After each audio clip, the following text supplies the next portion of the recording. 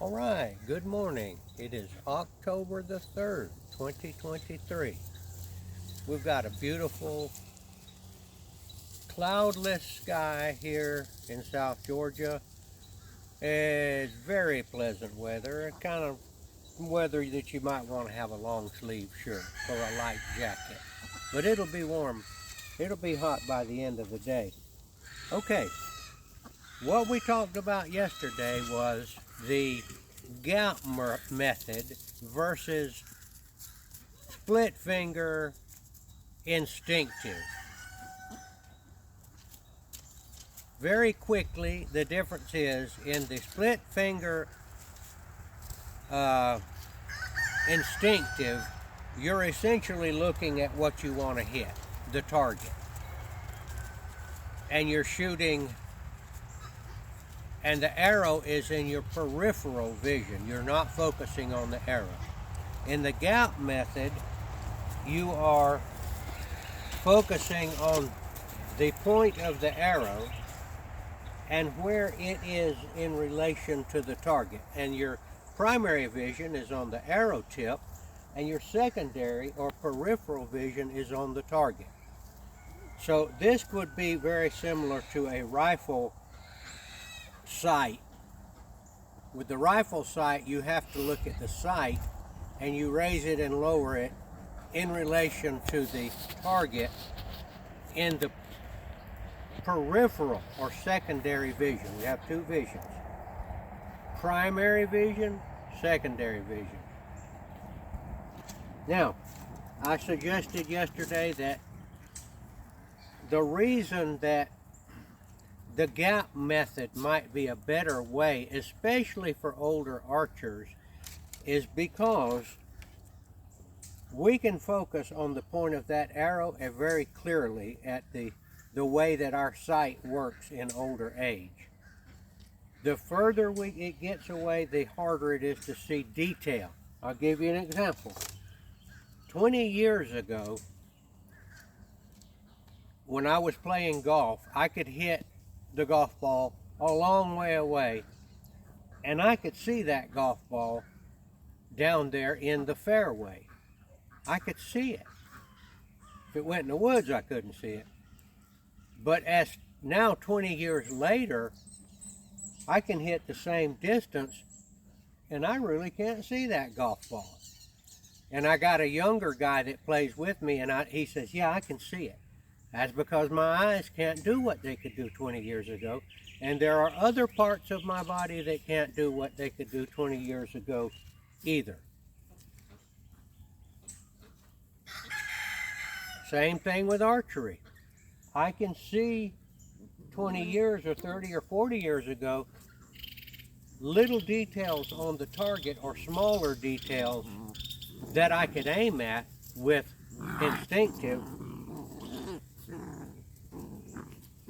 I can't see those things anymore.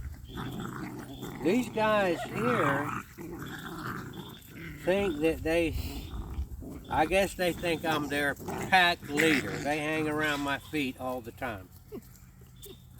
Okay, by the way, these are part Pyrenees and part Kangal. Very nice animals. Yes, they are. Okay, back to, so I'm suggesting, because in our older age, we can't see as well as we could. And somebody suggested, well, why don't you get glasses? Well, I got another way to do it. That's the gap method. I can see the point of that arrow out there. See, I'm just showing you how it works. I'm as if I was drawing back. You see, I'm seeing the point of that arrow very clearly. And I can see where that arrow is. I'm at the belly of the target, the wolf. I'm at the middle point, and I'm at the top. I'll exaggerate it. I'm at the belly with the point. I'm at the middle point. I'm at the back. I'm at the back. That is, it appears that the point of the arrow is touching the back of the wolf or the coyote. Now it appears that it is touching the middle part, the kill zone, and now it appears that it is touching the belly.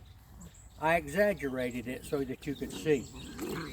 It's much smaller increments. Now, let me show you what I'm going to do today. These are the arrows that I started with last year. These are 400 carbon arrows at 34 inches. That's a full length.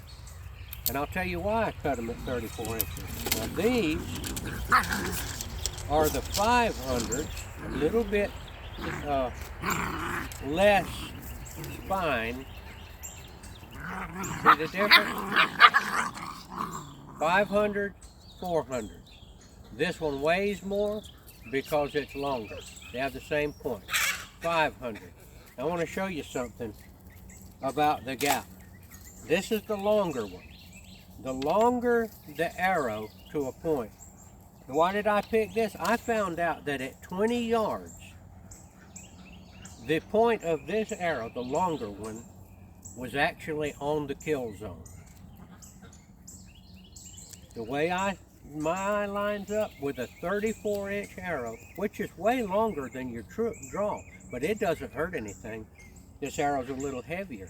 It's going to shoot a little slower, but it's going to penetrate because it's heavier, probably the same as one that's lighter going a little faster. Let me demonstrate it. All right, I'm going to go back here at about 20 yards. This is why I like this. All right, I'm going to put the gap of the, I'm going to put the point of this arrow using 3-finger under and gap. I'm going to put this on the kill zone.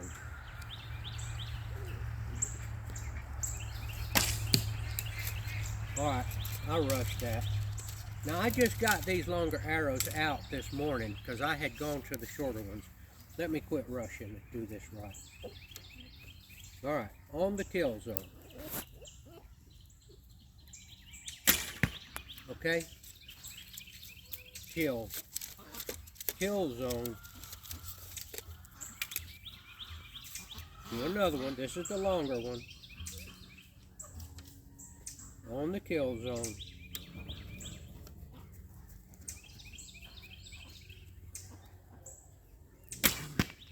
All right, now those weren't great shots, but to demonstrate, now I'm going to get the shorter arrow. This is 4 inches shorter, and it's also a little bit lighter. Now I'm going to put the point of the arrow on the kill zone. I'm standing in the same place, and watch where it goes now.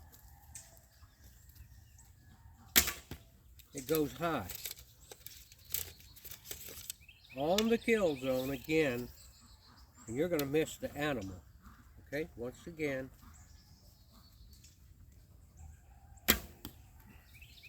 See how much higher it was? Now, I'm going to put the longer arrow on the kill zone and watch where it goes.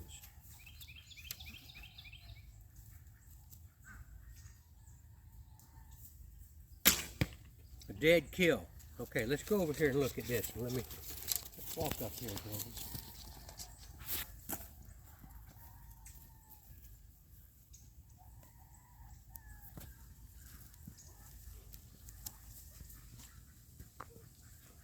All right, these two right here are the shorter arrows. And when I put it on the kill zone, they shoot high. This is, throw this up, this is, come on, get out of that log. This is the longer arrow. 2 of them are heart shots. Quit. 2 of them are heart shots, and 1 of them I hit a little high, but it's a kill. Okay. I'm suggesting, if you're going to shoot gap, all right, look, what do you want to do? You want to bring the bacon home, okay? You want to bring the coyote home, or the hog, or the deer. So I'm suggesting this. If you're going to shoot gap, which I'm suggesting, if you can learn it, is going to be a more accurate way to shoot than instinctive, because you're actually aiming at it with the point of the arrow.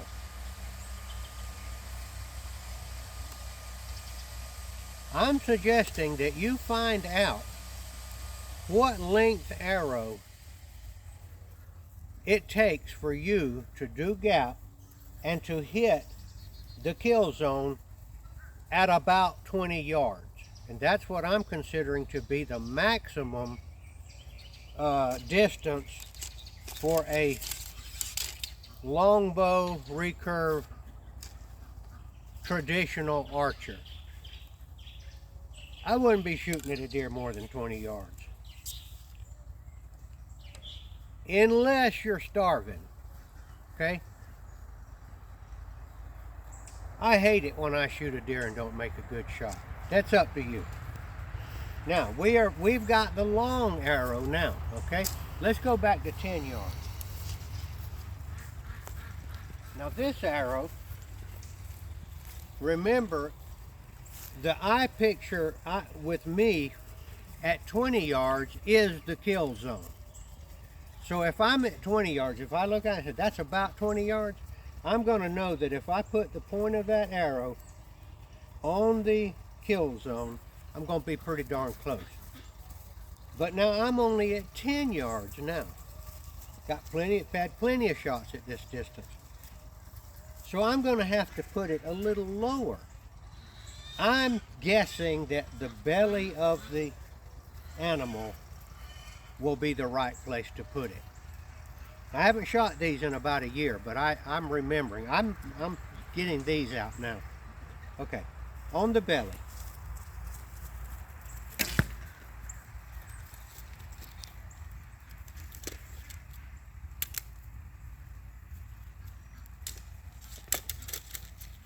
Long arrow again.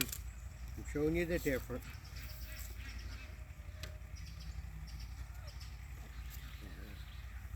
On the belly, and it's a perfect kill.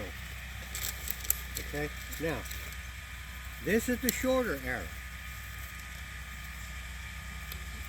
I'm going to have to put this below the belly of the animal to get it in the kill zone. I'm going to put it on the belly to show you the difference now. So this should shoot high. And you see the difference? 6 inches. That's almost too high to kill. Going to go through it, but that's going to give you, once again, I'm putting it on the belly. Well, that one did hit. Probably my bad shooting. You're not going to get, all things considered, you got to take into the account that you might just make a bad shot. Belly. There we go. I steadied up then. See how high it went? I was on the belly. Once again with the short arrow.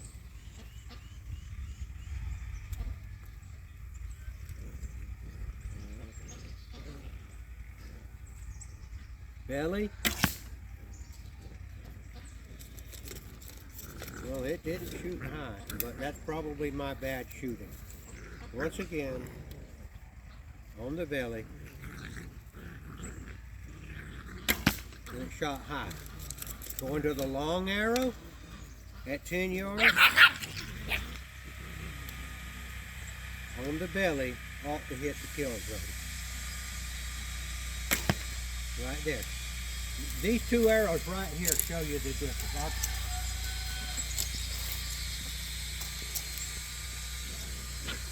The high one is the short one, and the low one, these two are high, short arrows. All right. If this was shooting from some kind of a machine that instead of a human being,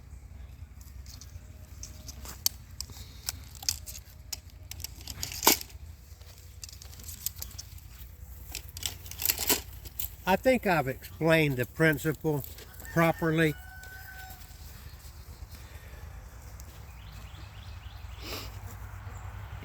I'm suggesting that you might want to experiment with the length of the arrow in your gap shooting.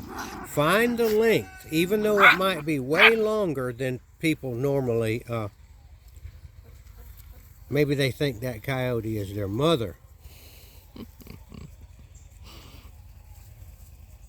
It's got no milk, does it? There you go, look at that. He goes right to that, thinking it's milk. Look at that. He knows where it is. I really think that they are recognizing that as a canine. And they were just nursing on their mother a while ago. Let's see if this one does the same thing. Where's the milk? Where's the milk? He's trying to find the milk under the hay bale.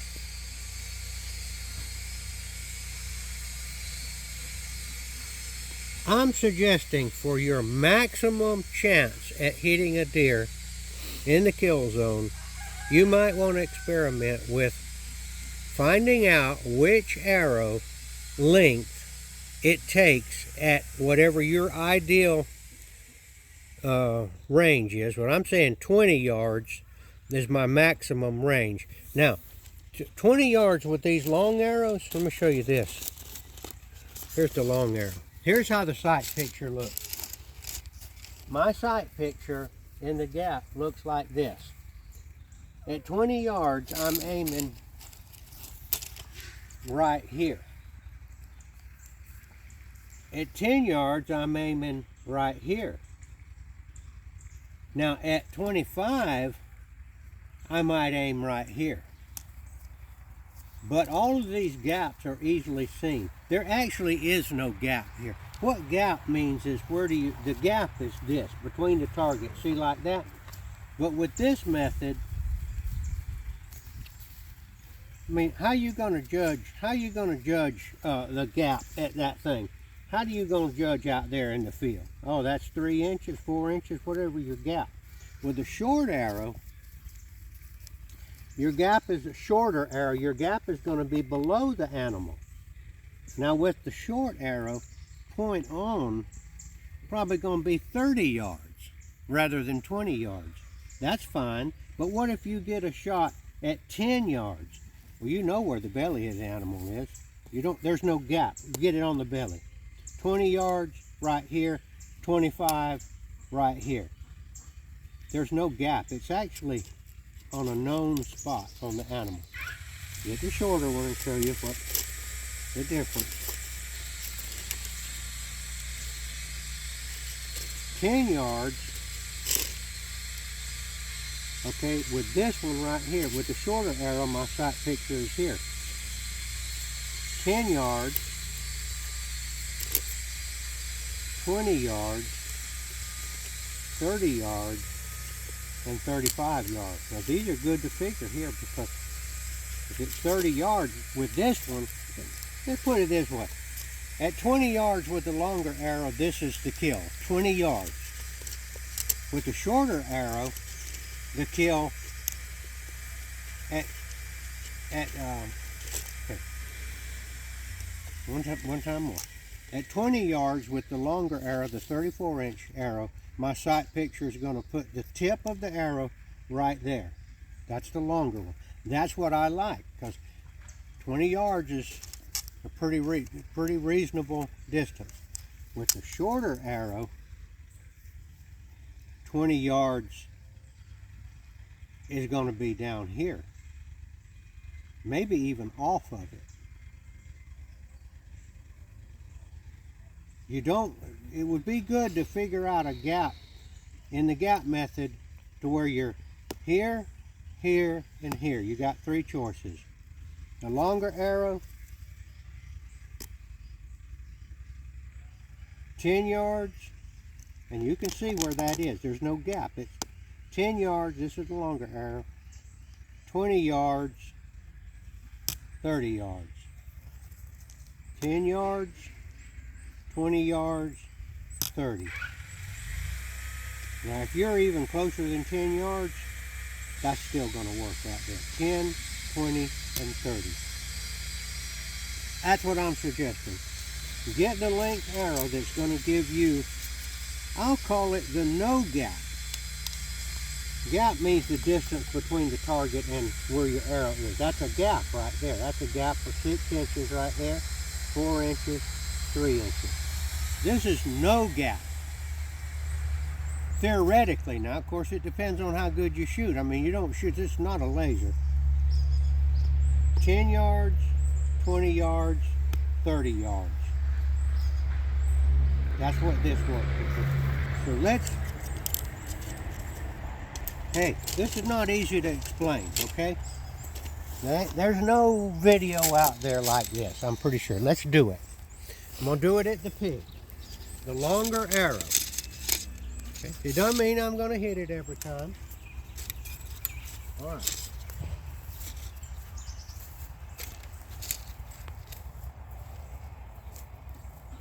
Now what did I say? I said 10 yards is going to be on the belly. I'm about 10 yards now. But there's no gap. It's on the belly. 10 yards. Okay? I aim right on the belly. All right, I'm going to go back to 20.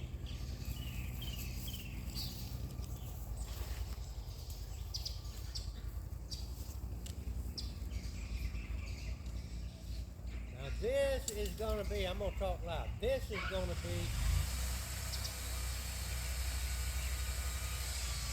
on the kill zone. That's where I'm aiming. Look at that. Now I'm going to go to 30.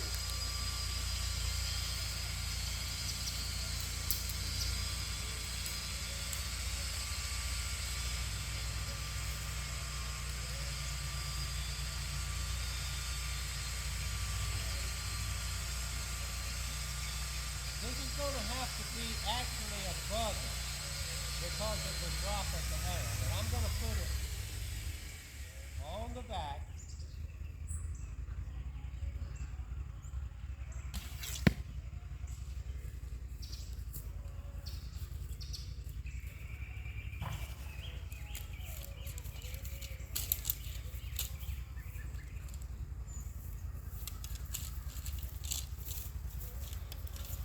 All right, the two that I hit the kill zone were 10 and 20. The other one that I just barely hit it, that was at 30. I knew I would actually have to aim above it at 30 because the arrow loses energy at a distance. So after you get out around 30 yards, you know, it's not going to quite work. The gap method with those arrows is really more like the top of the pig at 25 yards. Now I'm going to get up at a real close. Now let's say I got a shot like this. I'm going to shoot at 10 yards. I put it on the belly of the pig, remember?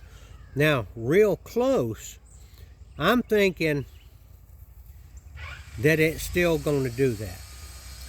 I'm going to shoot the belly or just a little below. Okay, I really need to go a little below the belly of the pig with my sight picture. Okay, I'm gonna stand here. Okay.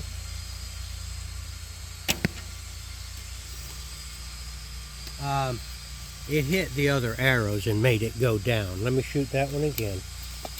Got one more. I hate shooting at arrows, but let me get over here where the arrows aren't in the way. Okay. A little below the belly of the pig. Right there. It was like 2 inches below the belly of the pig where I aimed. Okay.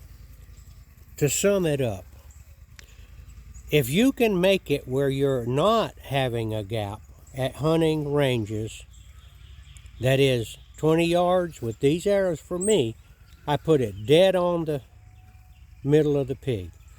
At 10 yards, I put it on the belly of the pig. And at 25, I put it on the back of the pig. If I'm further than 25, I just have to guess because you can't see. You can only guess at how high above it is.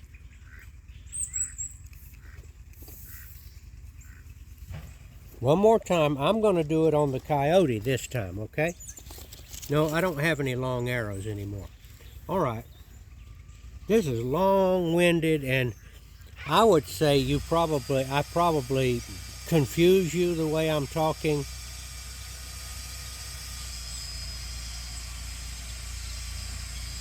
I'm going to hunt probably with the 34-inch arrows. They're a little heavier, but they fly fine. But in the place where I'm set up with my tripod deer stand,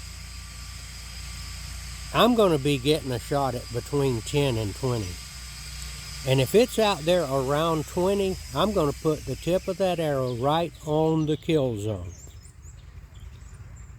I'm going to show you another variation right here too that I didn't explain. Why this is not perfect. Okay, so I pull, this is the shorter one. Let's just pretend this is the longer arrow right here. All right, when I pull where I anchor, 3-finger under, if I pull to the same place, that sight picture is going to be exactly the same. But let's say I don't quite pull as far as I normally do. Let's say that I only pull 1 inch less than I normally pull for whatever reason. Well, that's actually going to make your arrow appear to be 1 inch shorter than it really is. So this depends on an accurate draw. So you're going to have a variation in your draw, whatever reason. You're in an odd position, you're cold, you're stiff, you just don't pay attention, and you can overdraw too. So if you overdraw the arrow, it's going to make, let's see, I said that wrong. If you underdraw the arrow is going to be actually longer to your sight picture. If you overdraw the arrow is going to appear to be shorter to your sight picture. So that's why it's not perfect. That's why I said this is not a laser. This depends on accuracy and drawing roughly the same all the time. And as far as you bringing the bacon home, this is not a compound bow, this is not a crossbow, it's not a laser pistol, it's a traditional longbow.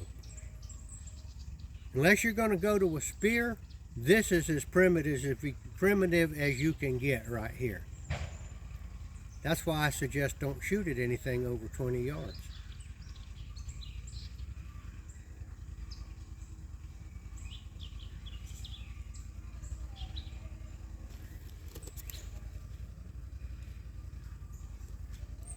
Now I'll show you the theme here. I'm going to go to 25 yards back here, and I'm going to show you where with the shorter arrows. I'm not going to do that because this is already confusing enough. I apologize for confusing you. I'm watching other people out there talk about things, about this is the way you should shoot and this is the way you shouldn't shoot, and they confuse me. And by the way, they're confusing themselves too. I would say that the archer that has settled 100% on a particular thing, and they do that thing religiously over and over again, I say blessed be that archer, because at least he's not confused. But I am a perpetual tinkerer, and I like to try different things.